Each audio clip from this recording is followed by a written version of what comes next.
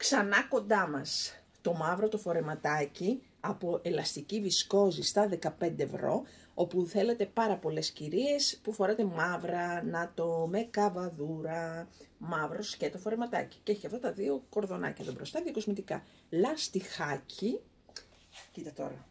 Μου λέτε ότι κάποιες κυρίες μου λέτε Μαρία μου έστειλες διάφανο. Δεν έστειλα διάφανο, δεν ήταν σωστό το μέγεθό σας. Όσο ανοίγει, διαφανίζει ρε παιδιά το ύφασμα. Άμα πρέπει δηλαδή, έτσι είναι πυκνό, είναι κρουστό. Εγώ είμαι ένα 10 στήθος. Άμα είσαι ένα 30 θα διαφανίσει. Όχι.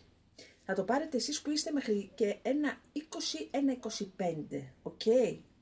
Και περιφέρεια θα είστε ένα 30, ένα 35. Άρα στήθος έως ένα 25, περιφέρεια έως ένα 35. 15 ευρώ. Έχει και κορδονάκια. Εγώ που είμαι ένα 10 στήθος, ένα 20 περιφέρεια, τσακ.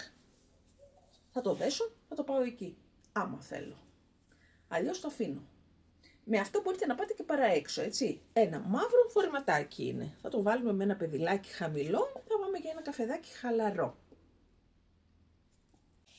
Και σε μπλε ρουά μονόχρωμο, 15 ευρώ, από ελαστική βισκόζη. Φθηνότερο και από μπλούζα, ματάκια μου. Τίποτα, τζάμπα είναι, τζάμπα. Αυτά τα συγκεκριμένα είναι τζάμπα τελείως.